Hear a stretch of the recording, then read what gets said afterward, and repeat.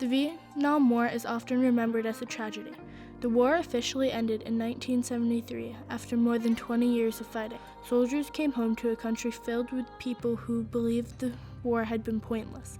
The anti-war movement had left soldiers feeling like their experiences were something to be ashamed of instead of being proud. The triumph of these soldiers came in the form of recovery, being able to talk about their experiences and helping others do the same.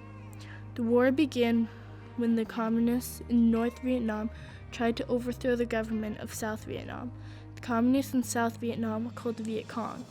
In 1965, the United States sent soldiers to Vietnam to help the South Vietnamese overpower the Viet Cong.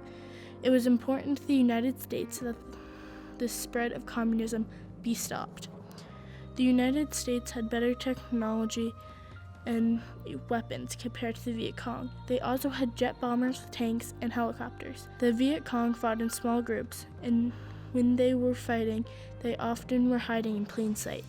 It was hard for the U.S. soldiers to know who the Viet Cong were versus who they were helping. If this guy walking down the street is a VC, or if he's a nice guy. The United States was spending billions on the war, and many soldiers were dying. People saw battles on television and saw images of Vietnamese who were injured in the fighting. Many people thought the U.S. should stay out of the war since it was between North and South Vietnam. Many young men were drafted into the army, whether they wanted to fight or not. About a third of the soldiers fighting in Vietnam were drafted. Many of the men drafted were from poor working-class families. Men who had physical or mental problems or were married with kids or attending college were given away out of the draft because they were needed at home. President Johnson ended the marriage exemption on August 26, 1965. After that, some men pretended to be homosexuals and many others left and went to Canada or Mexico to avoid the draft. These were called draft dodgers. On December 1st, 1969, the Selective Service System conducted 2 lottery drawings to determine the order of men would be drafted. The first lottery was based on birthdays. Then they separated men with the same birthday by the letters of their last, first, and middle names in that order. The draft lotteries happened again in 1970, 1971, and 1972. Some men attempted to avoid the draft by signing up as a volunteer. This gave them an advantage because they could choose where they got assigned to, and gave them the chance to choose where they thought their skills would be most useful. If they waited to get drafted, they would most likely get the worst assignments and the worst conditions. Regardless of whether they signed up or were drafted, soldiers had to go through intense training. During the 1960s, live ammunition was used during boot camp. The soldiers needed conditions to be real, or else they wouldn't last 5 seconds in Vietnam. Not every soldier who went to Vietnam was enthusiastic about their duties there. According to Gerald Gioglia, in his book Days of Decision, many soldiers abandoned their duties. There were 1,500,000 AWOL incidents, and 550,000 desertions. As the years passed, the rates of desertion went up, ranging from 3.82% in 1968 to 8.4% in 1971. These statistics supported the anti-war movement at home, which claimed to support soldiers who didn't want to be there. Anti-war protests increased as the war went on. Many students illegally burned their draft cards. Those who dodged the draft faced forced military service or imprisonment if they went back home. Soldiers who came home on leave were not greeted by parades. They were facing anti-war demonstrations. Some veterans actually chose to join the anti-war movement themselves after they got back.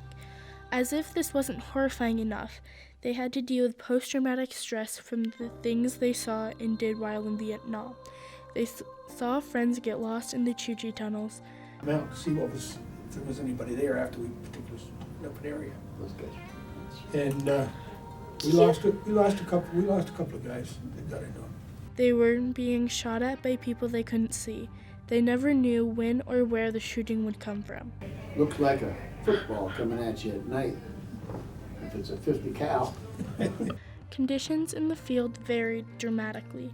Someone might be lucky to be assigned to a permanent station with a cot, but many others were sleeping on the ground, in trees, or in their helicopters. Probably the hardest part of the war is the living standards. Some people believe that veterans did not have PTSD. Jerry Limbeck, in his book The Spitting Image, claims that veterans were never mistreated.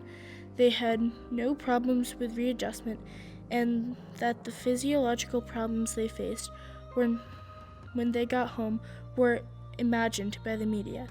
Others have attempted to prove that statistically not enough soldiers were in combat zones to warrant the number of PTSD victims.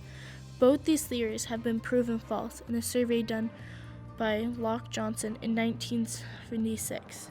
Less than half the responders agreed that people at home made them feel proud to have served in Vietnam. 79% felt that people at home did not understand what they had been through in Vietnam. 62% felt that readjustment to civilization life was more difficult than they imagined. Further survey questions showed that only a small percentage of veterans believed in honesty, soundness, and workability of the government. Furthermore, post-traumatic stress disorder has been proven to be a common problem among veterans.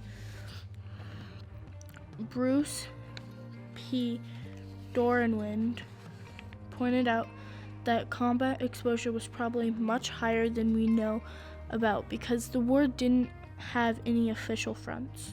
Richard J. McNeely makes the obvious statement that those serving in other capitals sometimes get in harm's way. Medical personnel, cooks, anyone who was in Vietnam was potentially in harm's way and could get PTSD from that. Overall, we can conclude that the Vietnam War was more of a tragedy than a triumph. The triumph of this era was that they were able to talk about their experiences and help others do the same. Many Vietnam veterans have started programs to help other veterans from more recent wars to get over their PTSD trauma and come to terms with their experiences.